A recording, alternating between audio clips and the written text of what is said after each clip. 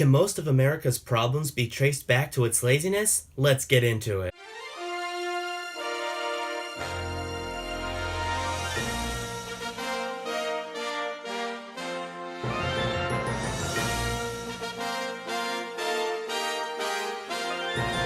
Hey everybody, Real News Politics here. I am Jay. We post a new political video every Wednesday and we make it an unrehearsed, unedited clip about whatever topic we're talking about. Today we are talking about America's laziness and how everything may be potentially linked to people simply being lazy.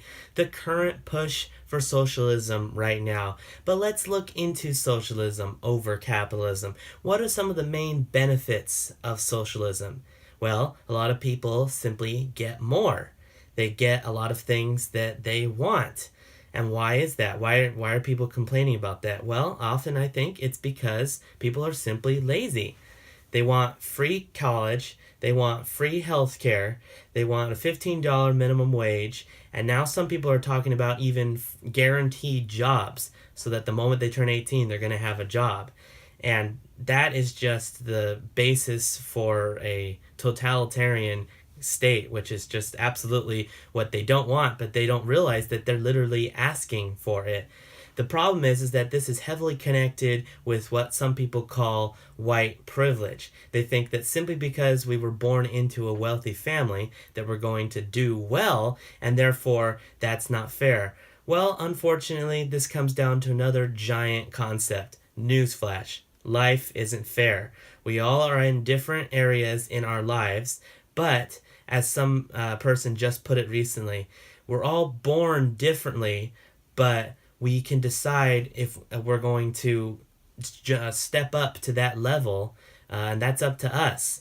I know some really poor people can't always reach the potential that some richer people can, but honestly, that's not the richer person's fault. Not every rich person or even well-off person is corrupt. Maybe they earned their money, normally, and they just were really good at it. And that's the problem here, that, poor people think that rich people are responsible for their well-being, but that's really not their problem. And perhaps it's the problem of, the poor choices that the people's parents made and the grandparents or whatever.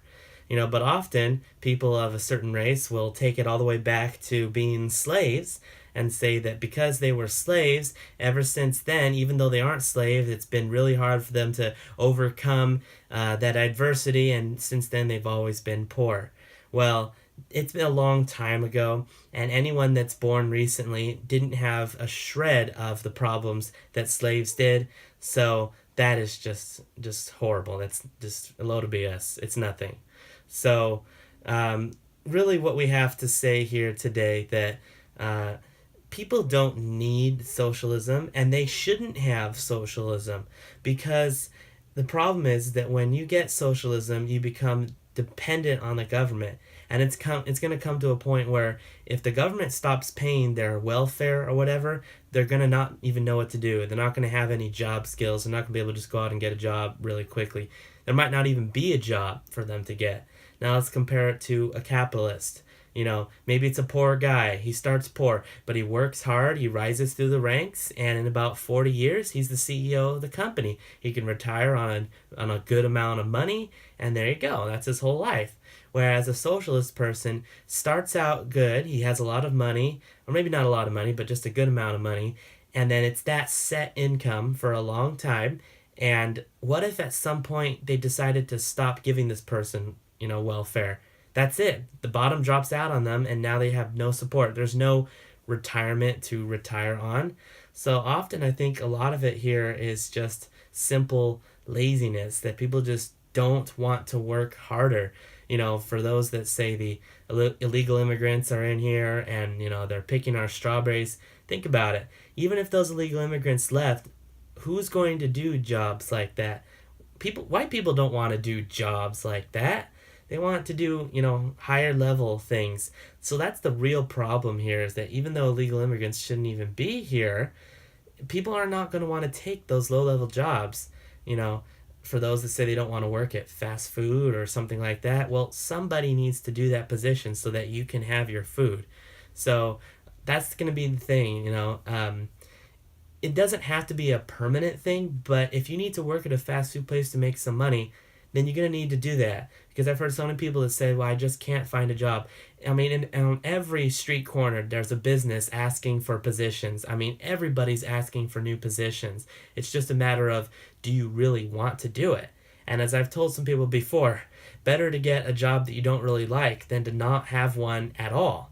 And then while you have one, perhaps you can look for a better one. But it's better to work for your money and get a really good work ethic rather than just sit back and expect other people to do the work and create this victim mentality. I don't deny that people of color in the past definitely struggled a lot as they were slaves. That was a thing. But that ended a long, long time ago. And this kind of takes us into the category of racism. And while I do think racism exists, I think it's actually the other way around.